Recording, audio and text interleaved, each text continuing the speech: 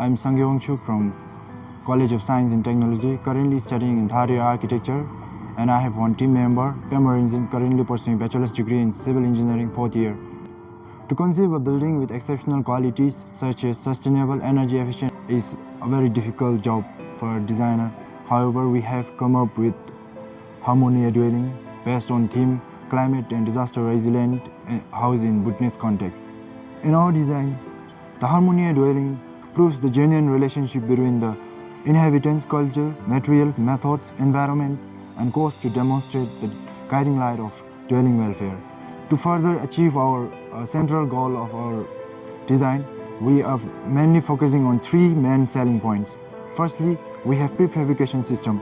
Using the natural and some amount of industrial material, maybe for example, if it is for a water and tub, we can use minimum percent of cement or something for admixture, just like this, with a proper design mix to prefabricate and to reduce the construction time. Next, we are harmonizing with nature. From foundation to rooftop, we are mainly focusing on vernacular materials so that local community members can engage in maintaining, designing and developing or construction. Further understand our idea to incorporate in a real world. I will explain this from foundation to rooftop. Firstly, with the construction detail. In the foundation, we have raised foundation, where we will be raising our foundation with a random rubble masonry stone wall about 300 mm above the ground, and on top of that there will be a layer of fine aggregate, and on the top of that there will be a earth finishing. It is inspired by Tataki flooring in Japan. After thorough research they have done, and we have for our literature review, it is feasible in our country as well, because all the materials they are using for Tataki flooring is available in our country. Only thing is we just need to apply the technique and advocate the technique in the local community. Next, in the ground level treatment, we have coarse aggregate treatment to infiltrate the water during the flood, to stop the scoring in the ground floor that weakens the foundation. Next, in the wall system, we are using wattle and dub, but in our case we are using a double layer of wattle and dub, which was inspired by the wall system called Trombi wall system. Trombi wall should be like two layer, but one layer will be the glass wall. In that case, during the peak summer, overheating system is given, but in our case we are using double layer of wattle and dub. In our country, we have been using wattle and dub for a long time, which is very good for reflecting our culture and give a sense of ownership.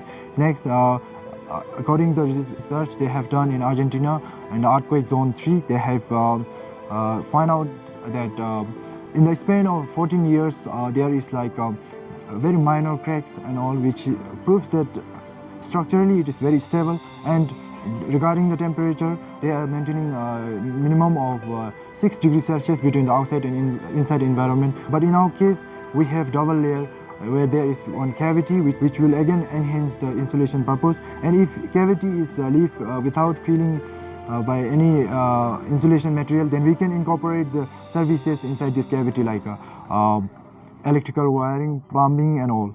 Next, in our structure we are using predominantly timber, and with timber we are using engineering joinery systems, which is very simple actually, but which is very important, and which can be handled by local community members. Typical example is dovetail and mortise and tenon joinery systems to have a diaphragm effect for our structure. Next, we have jelly slab flooring, where there will be reinforced by bamboo, hay and earth to create a disconnection between the main structure and the wall.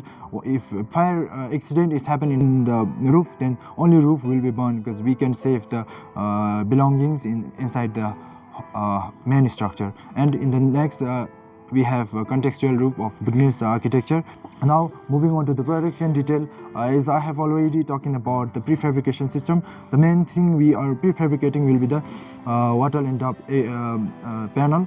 Right now we are proposing a design mix using the thumb rule they have been already using in our country, like 1:3 ratio between clay and sand with the water and admixture. In the admixture section, we have cow dung, hay, hemp fiber, rice husk and all as a vernacular building material. Next, if we need more strength, we can use cement and lime. And next, for the reinforcement purpose, we are using timber and bamboo.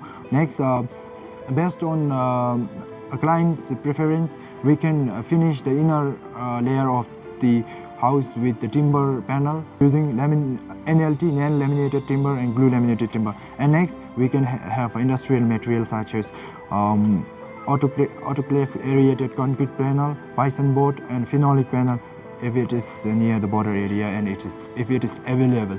Then here's the structural efficiency that our building will be proving.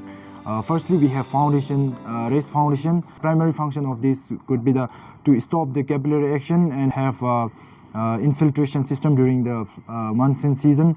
Next, we have ventilation system. We have installed the size and position of the openings for the effective cross ventilation. Next, we have ductile materials. The dominant material we are using in our structure is timber and bamboo, which is more ductile than other industrial materials such as concrete and brick.